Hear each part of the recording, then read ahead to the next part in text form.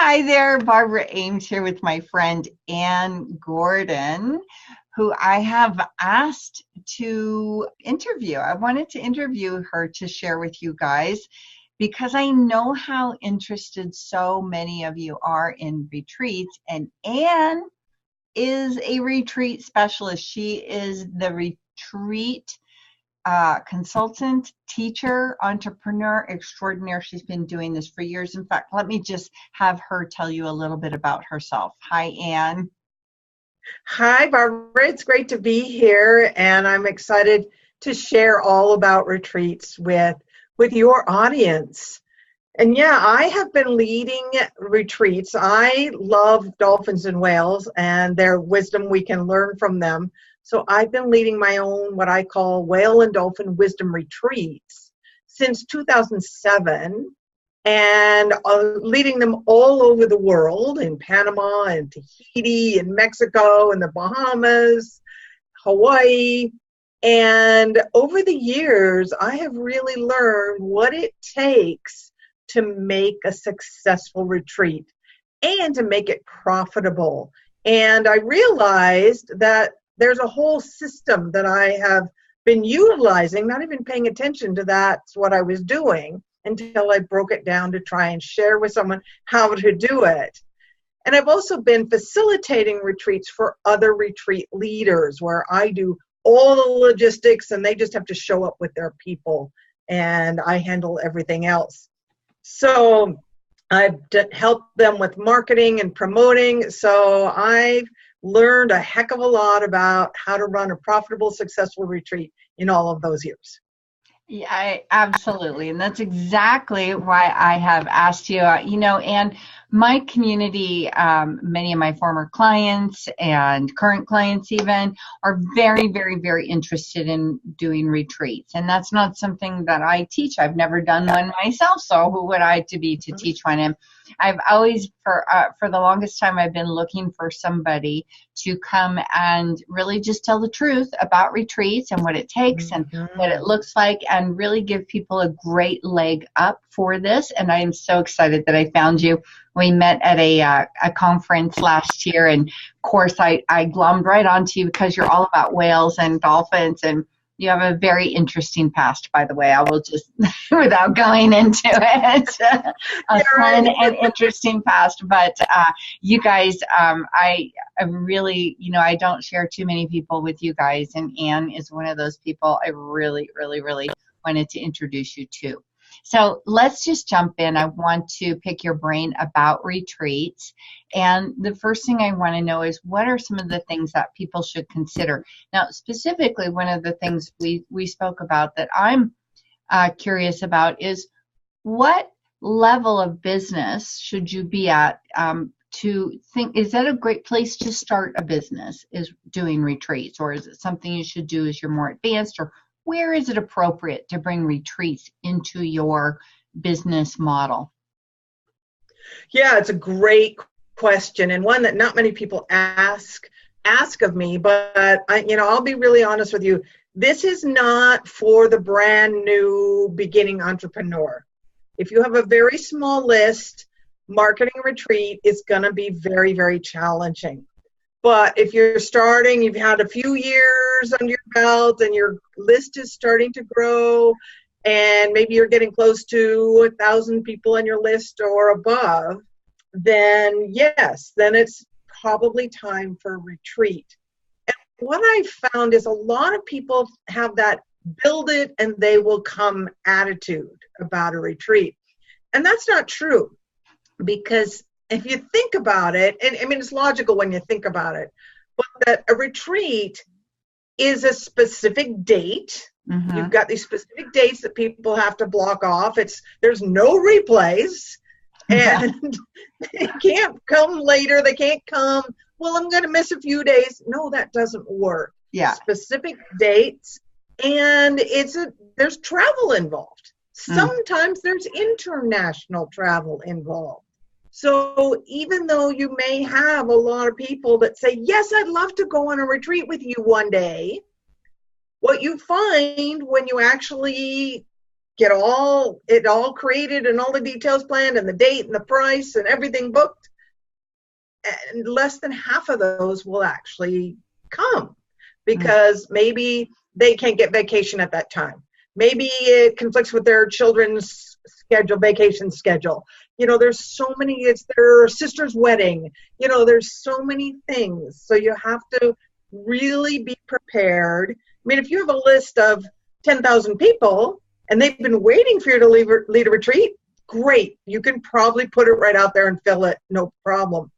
But if you have a list of 150 people, you're not quite ready, but you can start leading like 1-day little workshops that lead up to a retreat. So you can start sticking your toe in the water with maybe a virtual retreat or, a 1-day workshop that's in a local area.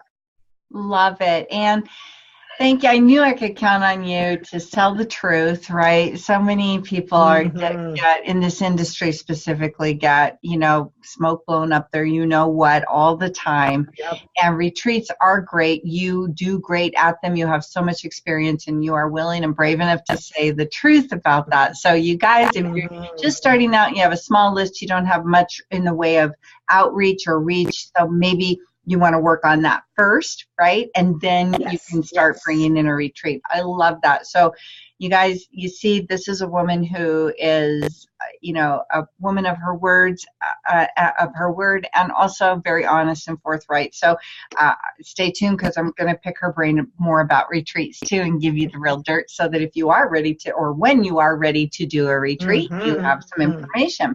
So what are some of the other things to consider when leading a retreat? Well, you want to think about what your ideal client wants.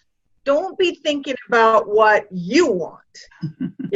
For example, if you have always wanted to go to Panama, and I'm using that because I used to live there, so I know the situation well. Amazing country, but it is not high on people's bucket list. Not really, as a right? travel destination. Costa Rica is very, very desired location, or Bali, or Hawaii.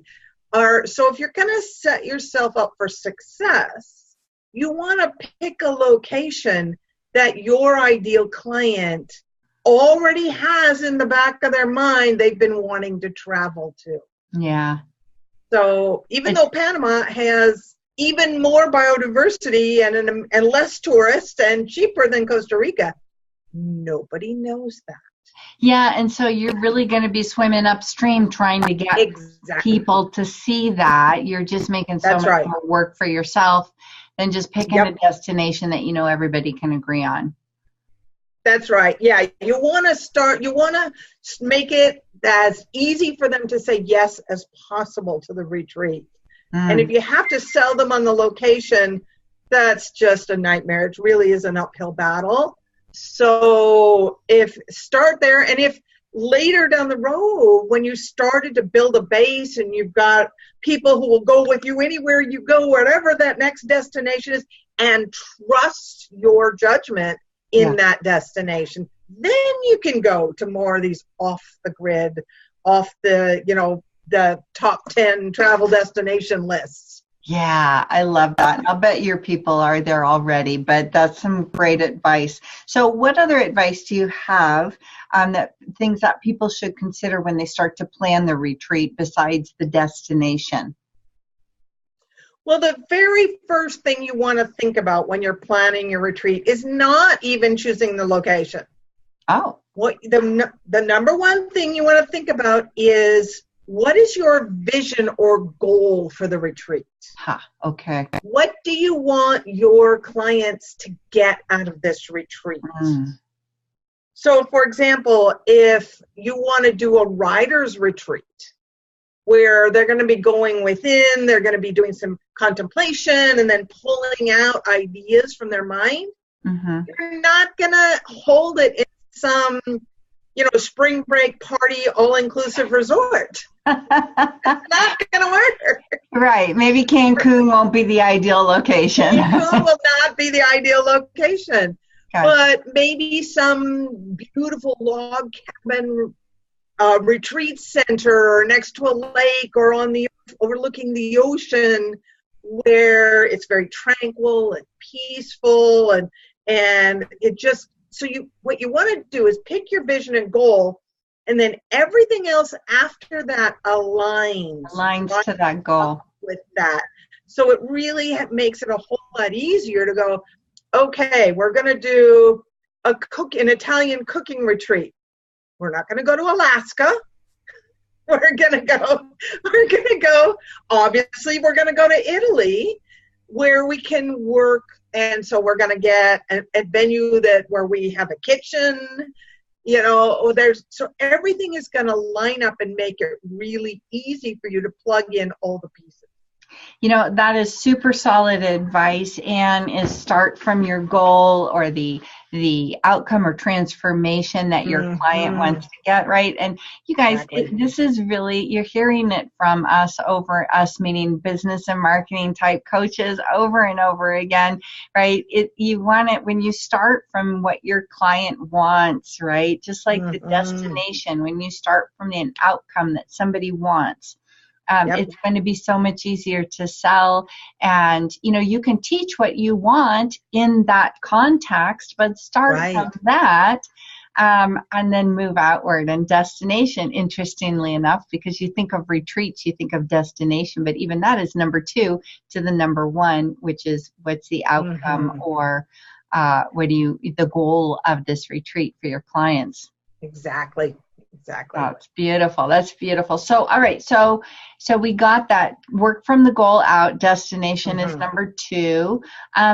What kind of things should we avoid when we plan a retreat, or what are some of the big mistakes that you see people making?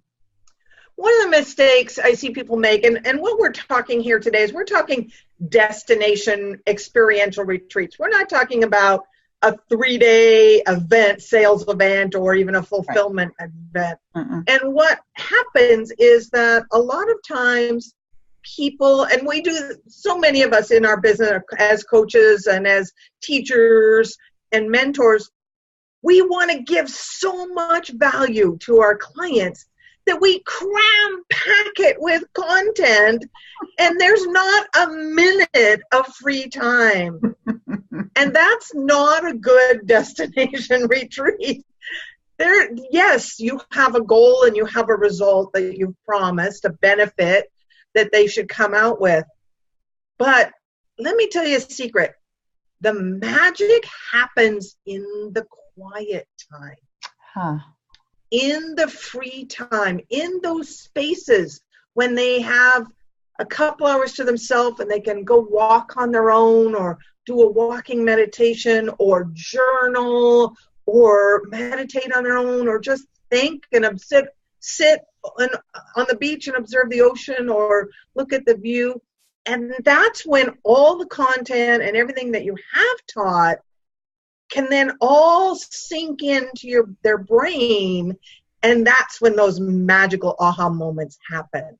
Wow. They're not going to happen when you're like, okay, now we got to get on the bus, and now we're going to go on this tour, and then we're going to have content, and then, that's not, you want to build in that free time and build in those quiet spaces so that it can all sink and percolate in beautifully.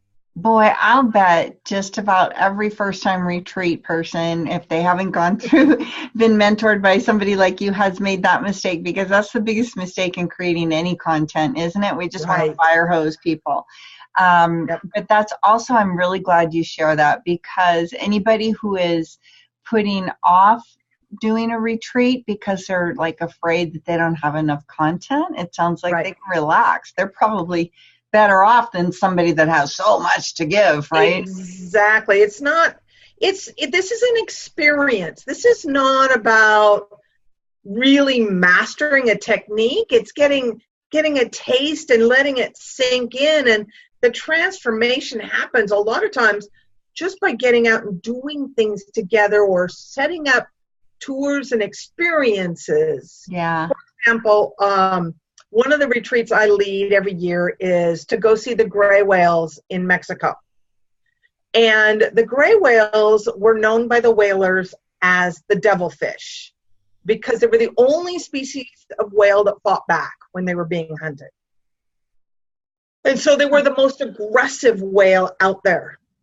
But now, in those very same bays where they were almost hunted to extinction, where they give birth to their babies, they are known as the friendliest whales on earth because they literally come right up to the boat, and they'll even bring their babies and push them up where you can touch them and love on them and even kiss them. It's amazing. So they represent forgiveness because they have forgiven the human race for almost wiping them off the map. And so that kind of experience, when I do that retreat, I introduce the concept of forgiveness and I tell that little bit in a few more details. But I don't go into this major, let's do forgiveness exercises and let's work deep. No, we don't do that at all. We go out every day and we're hanging out with those whales and they do the magic. And when you get to touch that baby whale, and squiggle him on his nose, it's such a magical moment that there's no need for content. I don't think there's anything more powerful. And some other less experienced retreat owner would be having their people sequestered in some Tahiti hut, doing these forgiveness exercises, and you're there showing what forgiveness looks like. Exactly. Amazing. So remember to give space, have space for these moments. Right. Exactly. So I think that one of the reasons that I'm trying not to cry on this interview because that was such a beautiful story.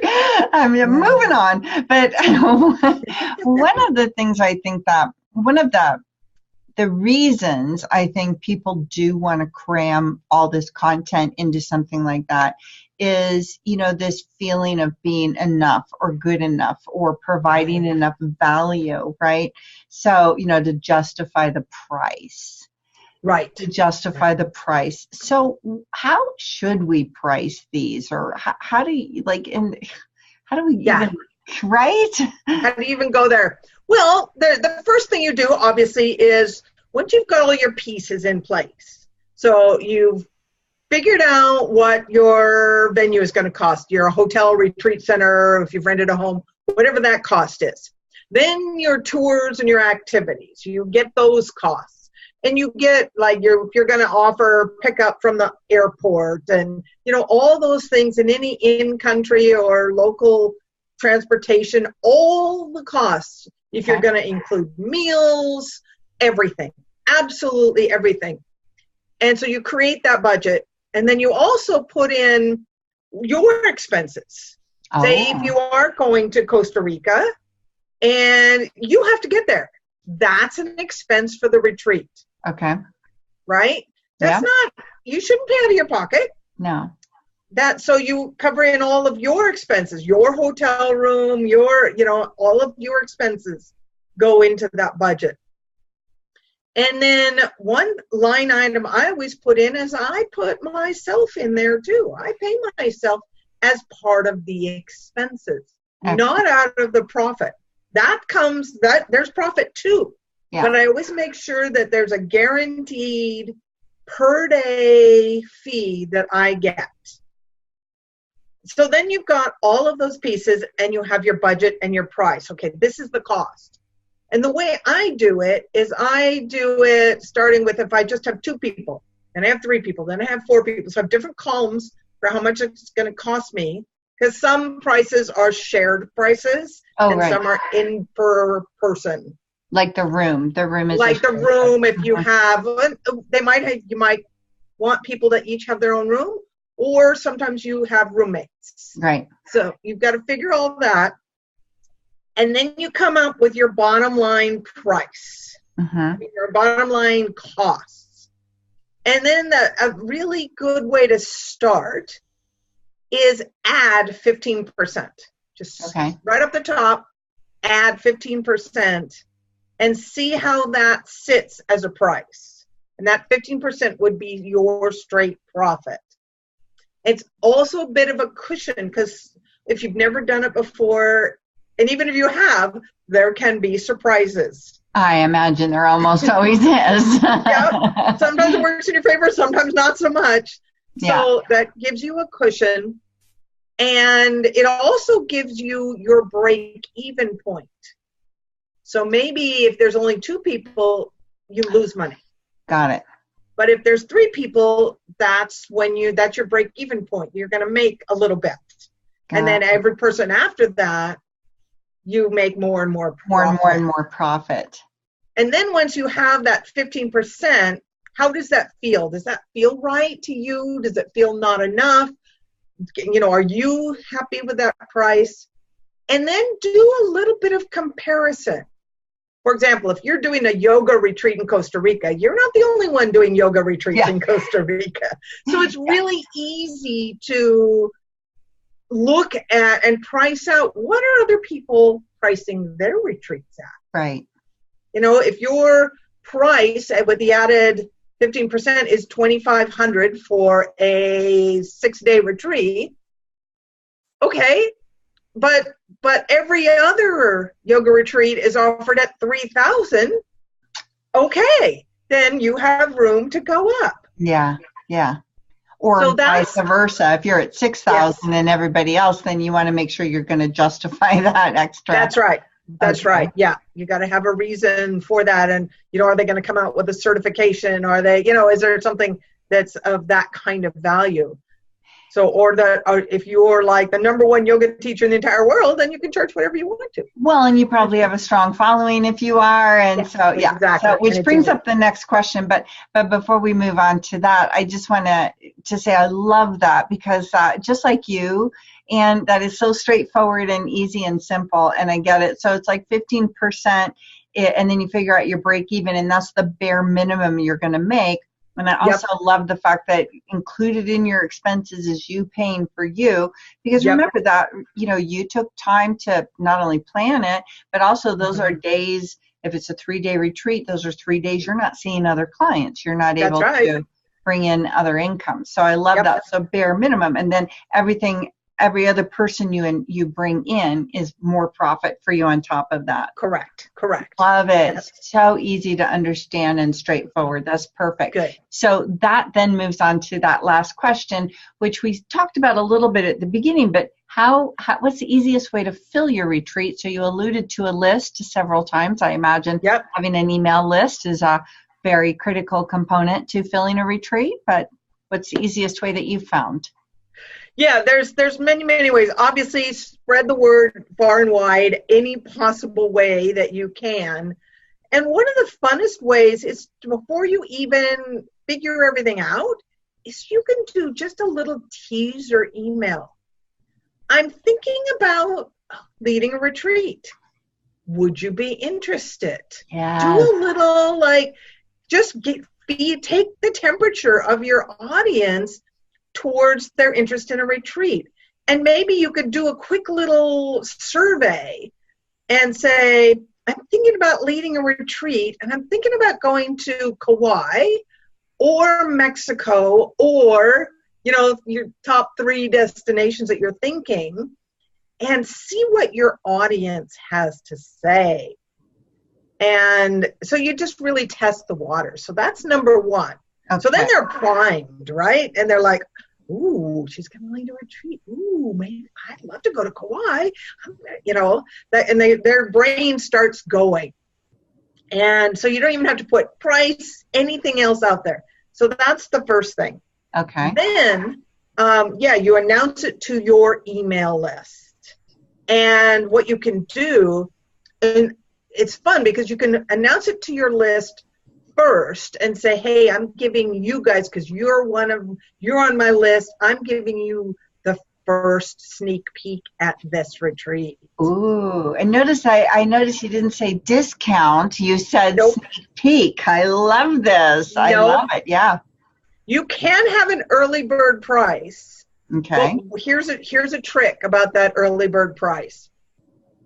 It is not, say you're going to do it for $250 off the price. It's not $250 off the price that you came up with in your budget. It's the price you came up with in your budget.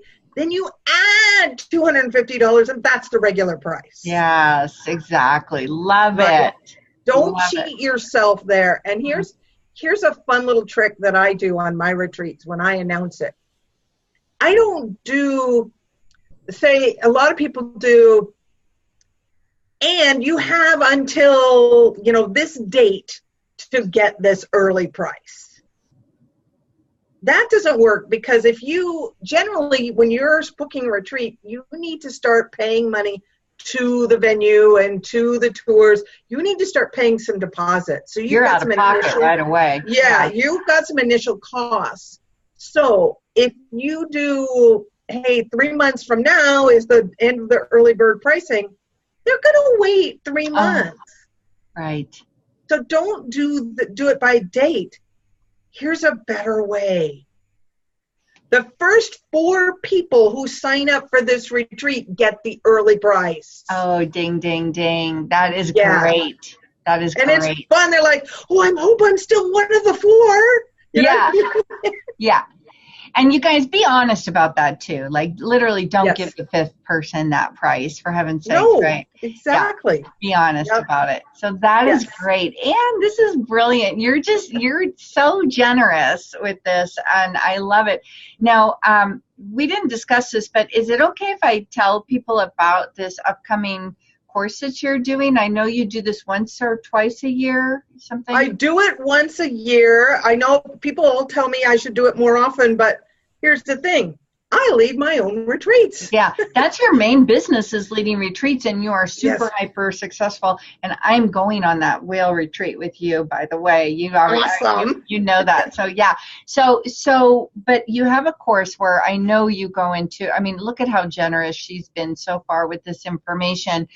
But I think that leading a retreat is a pretty involved thing. Is that? Yeah, right? It is. It's not. It's work. It's not for the faint of heart, right? It is not. It's not. But here's the thing. Let me tell you a quick little story to show you the value of retreats. It is so powerful. It's the ultimate way of really building connection with your clients. And I had a woman who came on a retreat. She actually came on the gray whale trip, and she was a friend of someone who had come the year before. So I didn't know her at all, new to me. And during the retreat, she was pleasant and I enjoyed her, but she was a little reserved. And she didn't share much in the sharing circles or anything, but still really having a lot of fun with whales.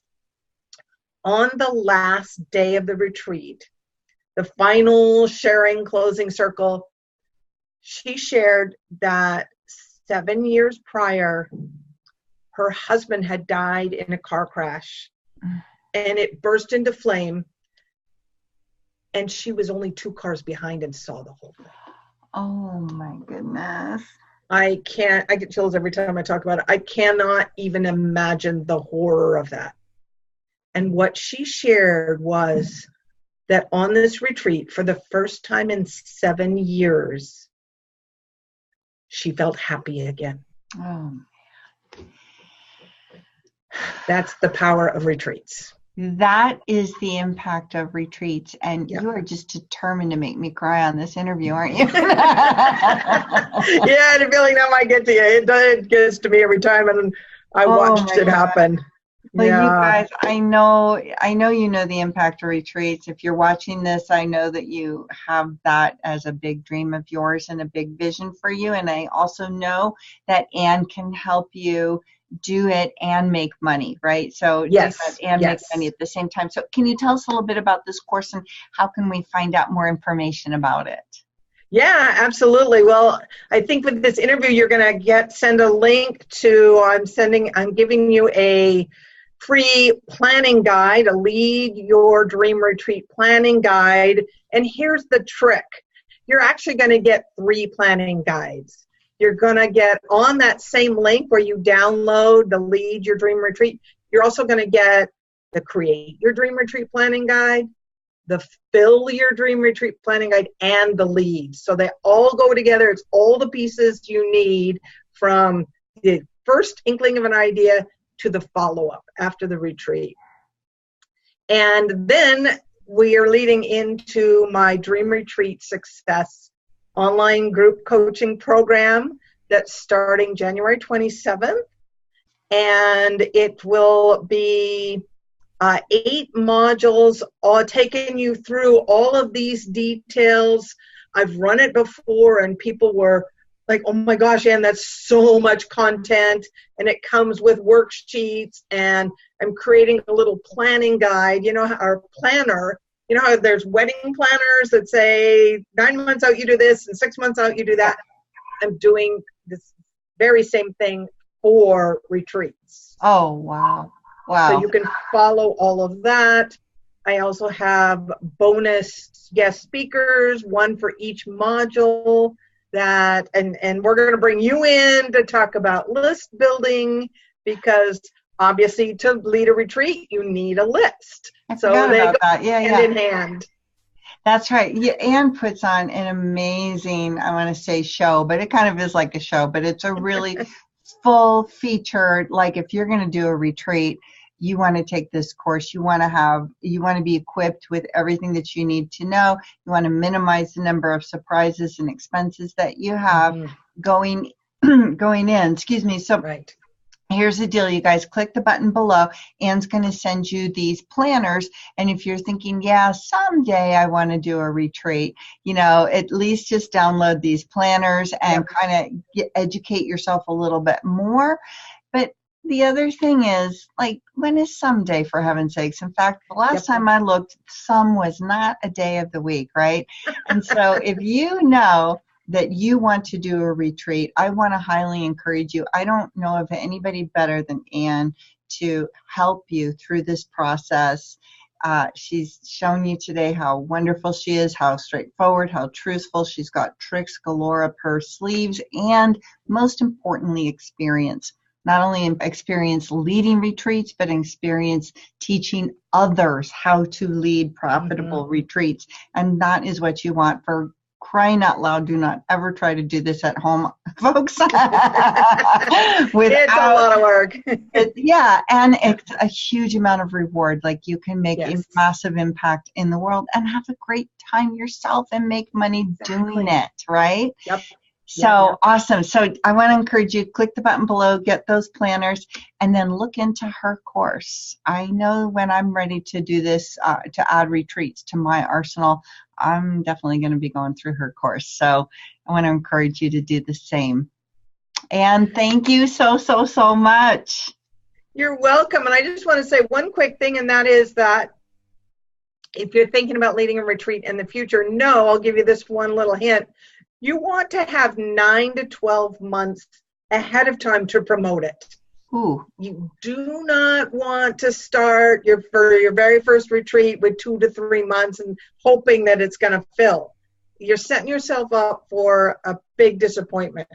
So if you're thinking about leading a retreat in 2020 or even 2021, now is the time to learn what it takes.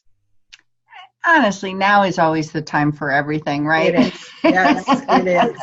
Awesome. I love you so much, Ann. Thank you so much. Thank you. And thank you all for hanging out with us. I can't wait to see you on Ann's Whale Retreat or in her workshop. So, ciao for now. Bye, everybody.